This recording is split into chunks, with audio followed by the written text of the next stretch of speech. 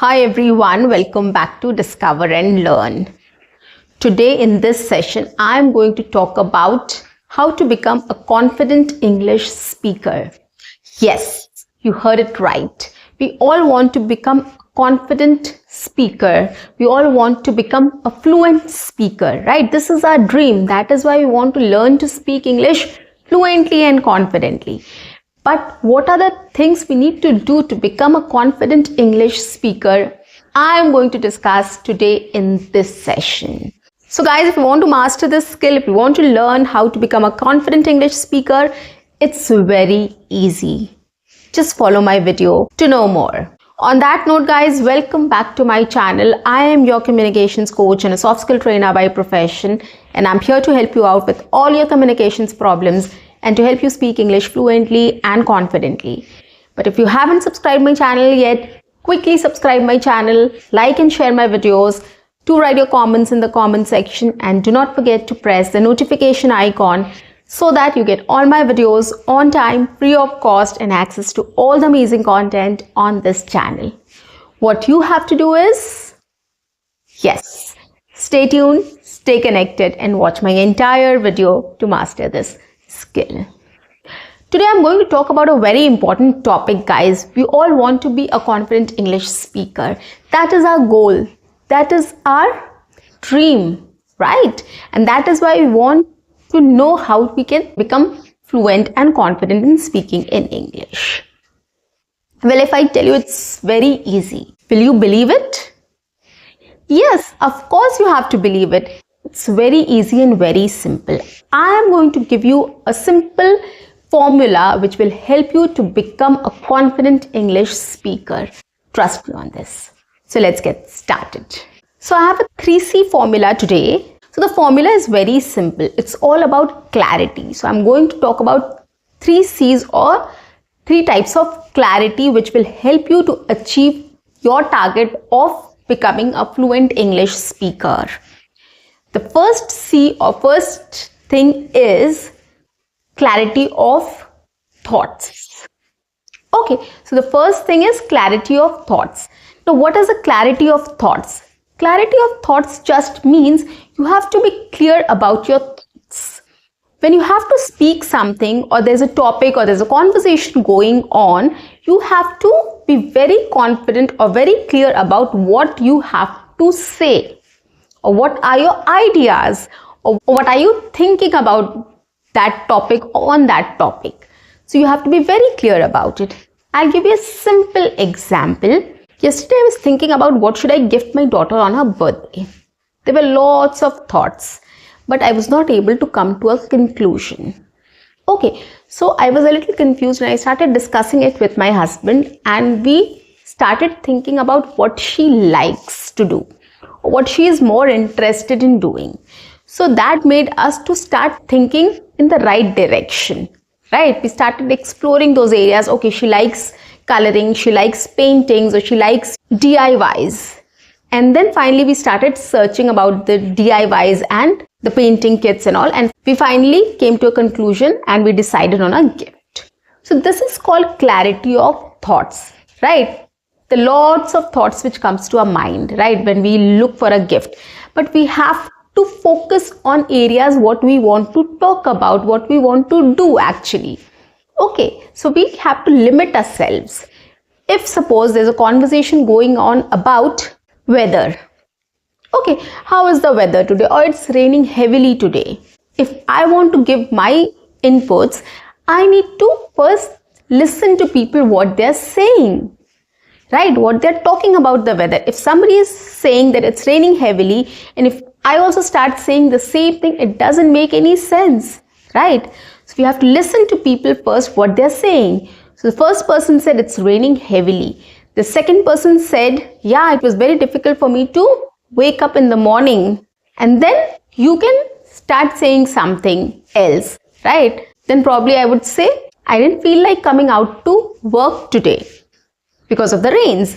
So you can just talk about it in this way. You have to listen to people. You have to collect your ideas. You have to have clarity in your mind that what you have to say, right? You should not be confused before saying. Once you know what you have to say, then you speak.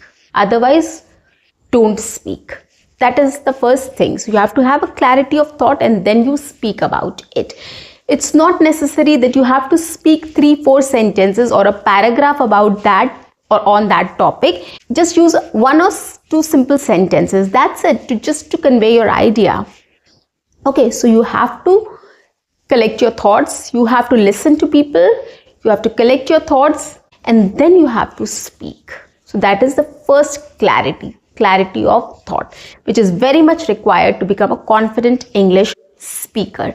Once you know what you have to say, once you're clear about what you have to say, it will definitely give you confidence to speak up. Okay, try doing this and you'll get to know what I'm talking about. Second C is clarity of speech. Now, what is this clarity of speech? Clarity of speech simply means you know how to pronounce each word. You know how to speak up each word or how to speak your sentences clearly, right? Suppose, for example, I want to say something like, I'm going on a vacation. Instead, if you say, I'm going on a vacation, it will be much better, right? So clarity of speech means every word you need to emphasize and pronounce correctly. That is very important.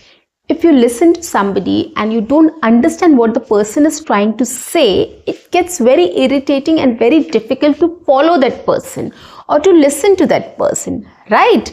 So instead, if you start listening to people whom you understand well, who speaks clearly, it gets interesting to listen to that person.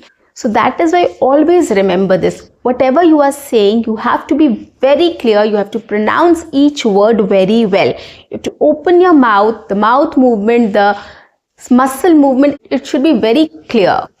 Okay, so that the words which are coming out of your mouth should be crystal clear. It should be very clear to the person listening to you.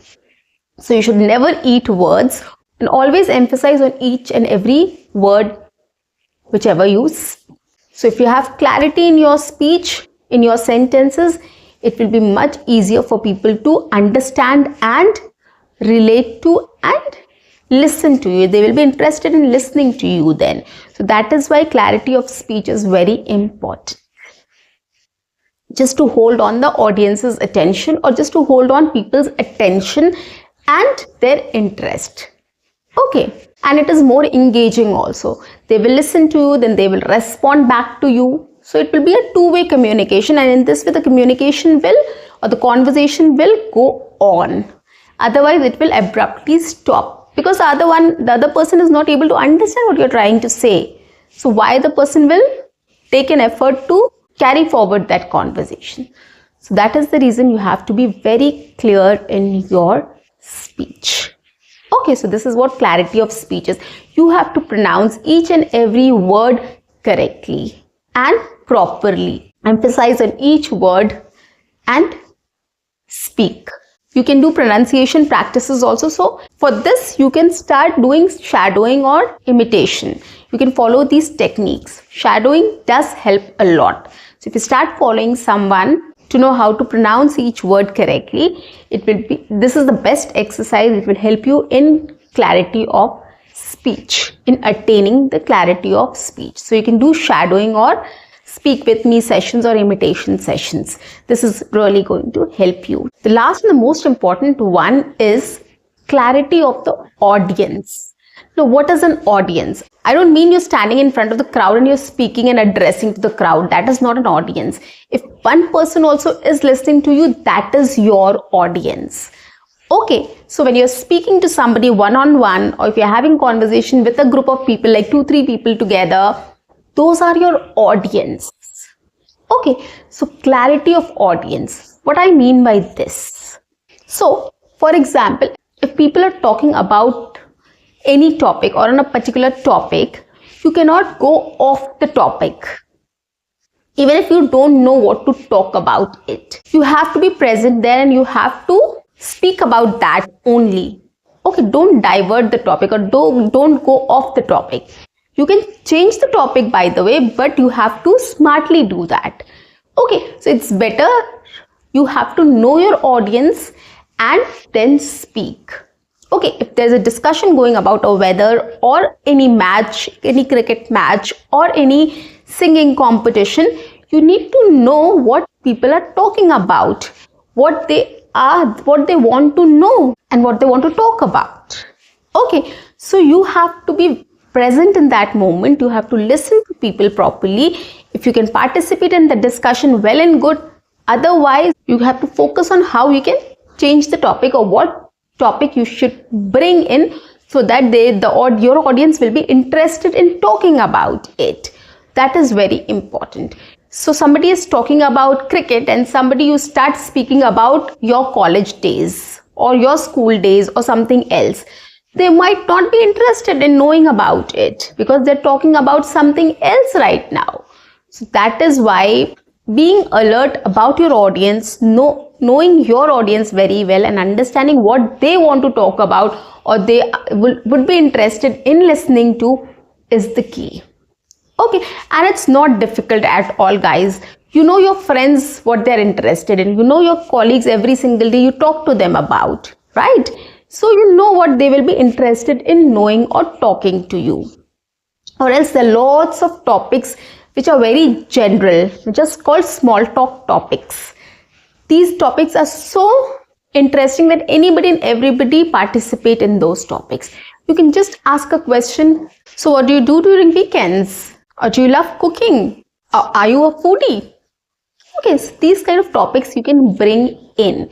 So basically you have to know your audience and you need to know how you can change the topic and what topic you need to bring in so that you can have a conversation with people so that they're interested in talking about it. You have to keep in mind that as well. So this clarity is also very important. So when you're talking to people, you'll get to know what kind of topics they will be interested in talking about, right? So it will be easier for you to come up with topics and speak about it. Okay, so that is what you have to do. So in this way you can drive the conversation. You can drive the conversation and you can start having a conversation on the topic which you are confident in speaking. Okay, which will be a plus for you, right? Because you're comfortable with that topic and you want people to talk on that topic and you have brought that topic and everybody will start having a conversation on that topic in English. So that will be an added advantage for you. So that is why knowing your audience is very important to drive the conversation, to become more fluent in having the conversation and of course will help you to become fluent and confident in speaking in English. Okay, so these are the 3 C's or 3 clarities which you need to have to become a confident English speaker. And these are very basic, guys. It's not a rocket science.